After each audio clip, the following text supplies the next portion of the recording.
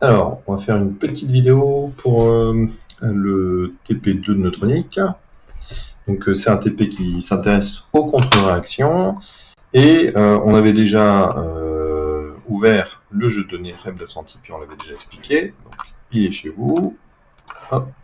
Et on avait dit que il modélisait quoi? Trois milieux. Un milieu combustible, un milieu de zirconium qui correspondait à une gaine, et un milieu modérateur qui était de l'eau, organisé dans une cellule carrée avec des cylindres imbriqués, hein, avec de l'eau tout autour, qui représentait une cellule de REP qui ressemblait à ça. Donc voilà, c'est une cellule de REP français, que ce soit du 900 ou de l'EPR, c'est pareil, c'est les mêmes géométries. Le plus important, c'est bien le rapport de modération. Et ça, on avait déjà vu tout ça. Et puis, il y avait la première, les premières questions calculatoires, et c'est là-dessus que je voulais revenir. Donc, la première, c'était quelle est la densité du modérateur? Et pour ça, on va s'intéresser aux compositions.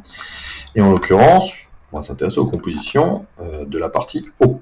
Donc, pour calculer la densité du modérateur en grammes par centimètre cube, bon, il faut utiliser Excel. On copie-colle ça dans Excel. Donc, pour rappel, pour convertir, hein, vous sélectionnez votre colonne, et puis vous choisissez délimiter. Et moi, j'utilise espace et le égal, de façon à pouvoir dispatcher tout comme ça. Voilà. Donc ça, c'était pour l'hydrogène, et ensuite pour l'oxygène. Alors, on voit bien que il y a 2 fois plus d'hydrogène que d'oxygène, c'est normal, hein, c'est de l'eau. Excusez-moi. Voilà. Et se pose la question, c'est quoi la densité? Alors, ici, on est bien en 10 puissance 24 noyaux par centimètre cube.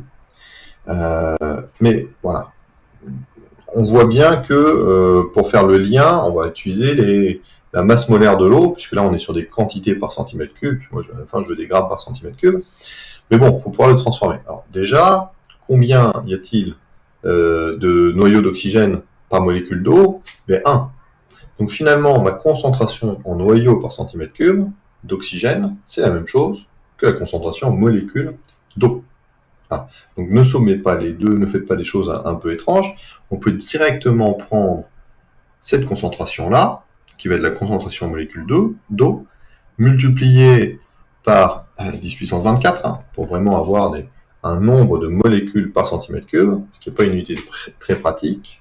On va rediviser ça par le nombre d'Avogadro pour avoir des moles par centimètre cube. Donc là, on retombe sur les concentrations chimiques et on multiplie par la masse molaire de l'eau, 18. Et on tombe sur 0,710 grammes par centimètre cube ou 710 kg par mètre cube, voilà, qui est de l'eau un peu plus légère, c'est normal, on va être à 300 degrés à peu près. Donc ça, c'était pour la première question. La deuxième question, elle est sur les fractions volumiques de modérateur et la fraction volumique de combustible.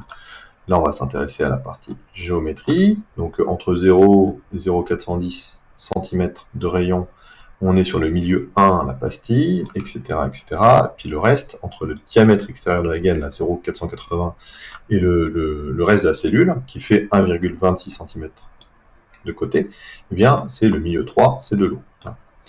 Bon, je vais reprendre ce schéma-là. Alors, pour la fraction volumique de pastille, on est sur des rapports de volume. Le volume de la pastille divisé par le volume de la géométrie globale. Donc il faudrait que je considère une petite tranche de taille de hauteur h de géométrie. Mais vous voyez bien qu'on serait sur du pierre carré fois h sur du a carré fois h, donc le h s'enlève. Et donc on va bien faire des rapports de surface pour cette géométrie-là. C'est combien on est en 2D. Donc pour la fraction volumique de pastille, eh bien c'est tout simplement pi r carré, le rayon extérieur de la pastille, donc 0,41 au carré, divisé par a carré, et en l'occurrence c'est, donc là vous voyez 0,63, mais c'est bien 1,26 cm de côté, donc 1,26 au carré. Et on tombe sur 33%. Mais celui qui est vraiment intéressant, ça va être la fraction volumique d'eau. puisque là, alors là, du coup, on est sur le complément, un disque dans un carré, hein, donc il va falloir faire 1,26 au carré moins pi r carré, mais cette fois-là, c'est le rayon extérieur de la gaine, donc 0,48 au carré, divisé par 1,26 au carré. Et là, on tombe sur quelque chose qui vaut à peu près 55%, 54%. Et ça correspond à une quantité de modérateur telle qu'on est sur une cellule sous-modérée. Si j'augmente un petit peu la quantité d'eau dedans, eh bien, on modère mieux et donc la réactivité augmente. Voilà. Et donc, c'est ça qui va vous faire la contre-réaction modératrice. Si j'augmente la température d'1 degré, je vais perdre un peu en densité, donc je vais être encore plus sous-modéré, et la réactivité va diminuer. Et donc, échauffer l'eau, ça a tendance à diminuer la réactivité, donc diminuer la puissance. Si j'augmente encore la quantité d'eau, en fait, je pourrais très bien écarter un peu les crayons, puis c'est ce qui se passe quand les assemblages sont mal agencés, un peu tordus. Il peut y avoir des écartements entre deux crayons un peu plus importants que le pas de 1,26. Eh bien, ça crée des points chauds. Ça augmente la modération, hein, et ça va augmenter la réactivité à cet endroit-là. Mais bon, au bout d'un moment, quand je mets beaucoup d'eau, 65%, eh bien, j'ai l'optimum de modération en quelque sorte. Et qu'est-ce qui se passe à ce moment-là? Eh bien, rajouter plus d'eau, ça n'a pas beaucoup d'effet.